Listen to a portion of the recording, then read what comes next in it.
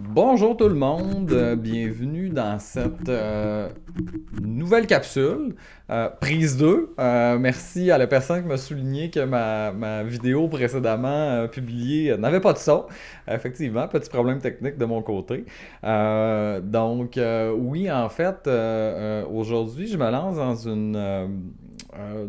plus une série réflexive, je vais dire ça comme ça, en parallèle avec le petit lexique que je fais à travers les capsules.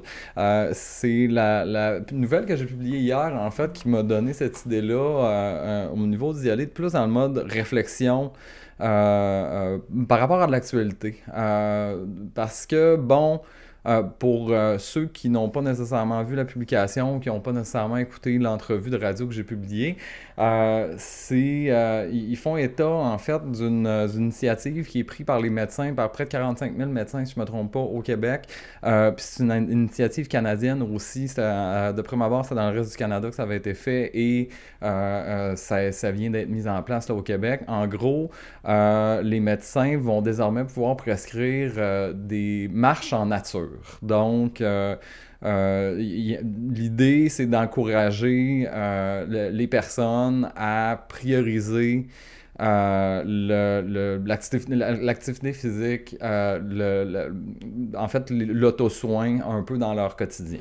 Donc, ce qui est mentionné dans l'entrevue, c'est que dans le meilleur des mondes, ce qu'on veut, c'est au moins une période de 20 minutes par jour pour un total de 2 heures par semaine à passer du temps en nature, donc aller prendre des marches en plein air. L'idée aussi, c'est que derrière la prescription, ça viendrait un peu officialiser la chose aux yeux de certaines personnes. C'est-à-dire que pour certaines personnes, ils vont avoir plus de difficultés à légitimer le fait que l'auto-soin et le bien-être doivent faire partie de leur quotidien et qu'avec une prescription, ça vient formaliser. Donc, ça rend la chose peut-être plus acceptable quand on pense à une certaine forme de culpabilité qui peut être ressentie là, par les individus quand on vient prendre le temps de se prioriser.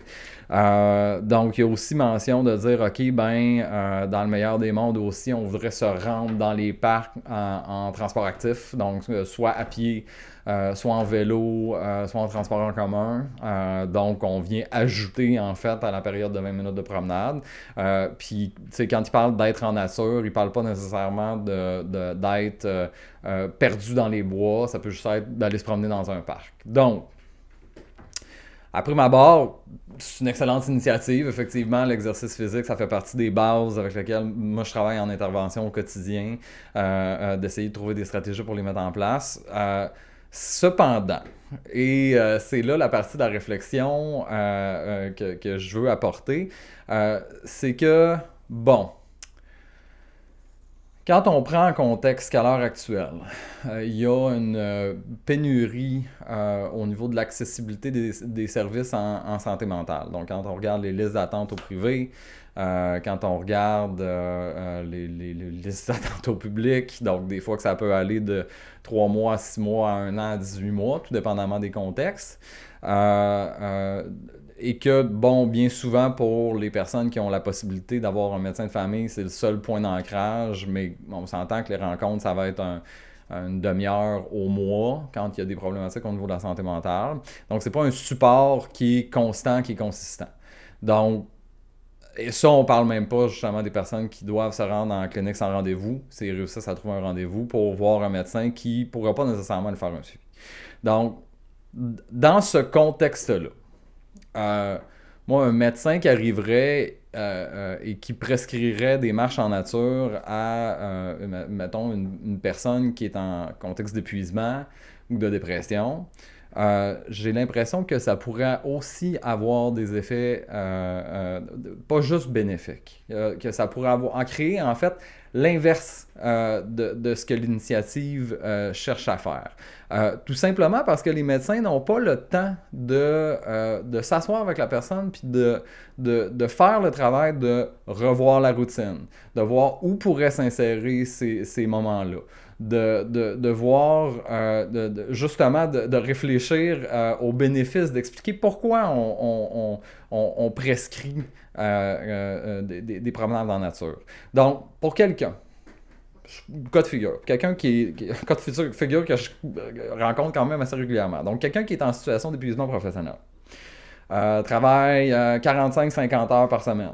A une vie de famille. Donc, un enfant, 2 enfants, une vie de couple, des intérêts personnels. Quand on est en situation d'épuisement, souvent, c'est parce qu'il y a une sphère qui prend toute l'ampleur. Genre, le travail prend toute la place, ce qui fait que quand on se retrouve à l'extérieur du travail, on pense au travail. Et là, on va ressentir de la culpabilité parce qu'on n'est pas capable de s'investir dans nos tâches au quotidien. On va peut-être être plus réactif, en colère, ou vivre plus d'anxiété, avoir des problèmes de sommeil, plus avoir d'énergie justement pour faire des choses qu'on aime, ou explorer des hobbies, ou peu importe.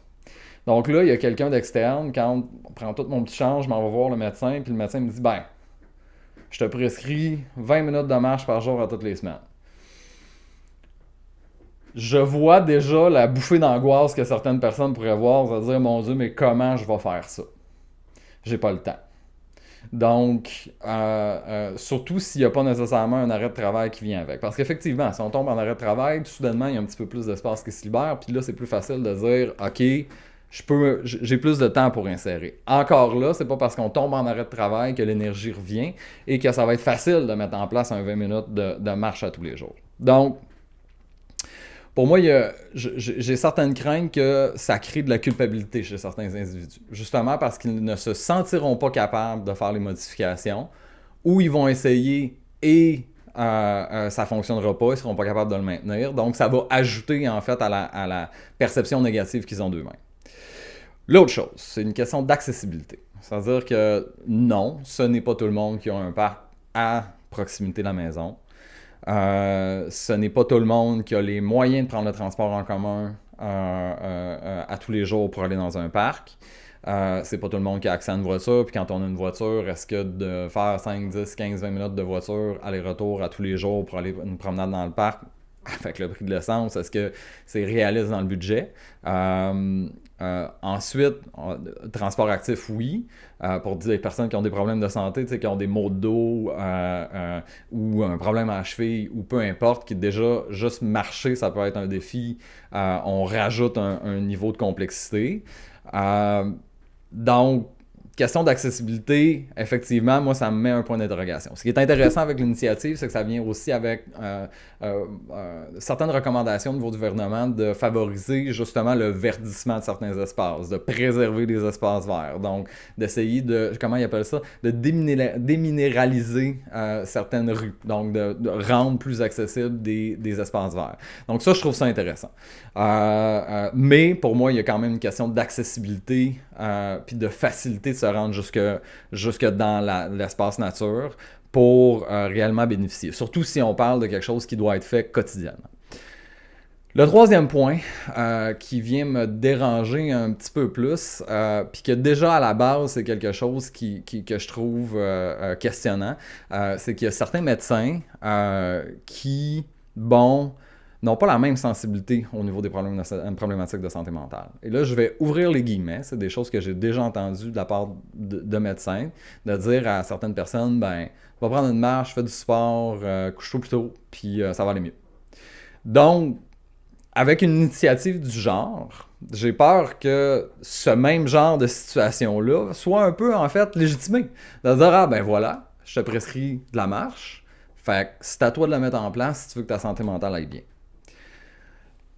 Je grince déjà des dents d'entendre certaines histoires, comme j'ai déjà entendu, avec cette couche supplémentaire-là. Donc, pour moi, au-delà de la sensibilisation des gouvernements par rapport aux espaces verts, il devrait aussi avoir une sensibilisation des gouvernements qui est faite au niveau de l'accessibilité des ressources en santé mentale. Et que quand vient une prescription de marche en nature parce que la personne ne va pas bien au niveau de sa santé mentale, il devrait nécessairement avoir du support psychologique qui est offert. Donc, et pas dans 1 mois, 3 mois, 6 mois, 1 an. Là. Donc, parce que tout simplement, c'est pas parce que tous les médecins ne sont pas compétents. Au contraire, il y a des médecins de famille qui font un excellent travail avec leurs patients. Cependant, ils n'ont pas nécessairement la disponibilité de faire des suivis aux 2 semaines, de prendre 1 heure aux 2 semaines pour être capable de voir comment ça se passe, de réfléchir à la routine, de proposer des stratégies, de mettre en place un plan d'intervention concret avec des objectifs qui sont réalistes, qui sont clairs pour la personne. Donc, de travailler conjointement, justement, avec la médecine et avec les intervenants, et pas juste les psychologues, de manière générale, avec les éducateurs, les psycho-aides, avec les TS, etc., etc., avec tous les corps de métier, ça pourrait vraiment permettre justement une meilleure prise en charge dans ces contextes-là. Donc, je trouvais ça intéressant, en fait, de jeter un regard différent sur une nouvelle qui, de prime abord, je l'ai vu un peu à travers la publication d'hier, ben, de prime abord, on se dit « Hey, c'est vraiment une excellente idée ».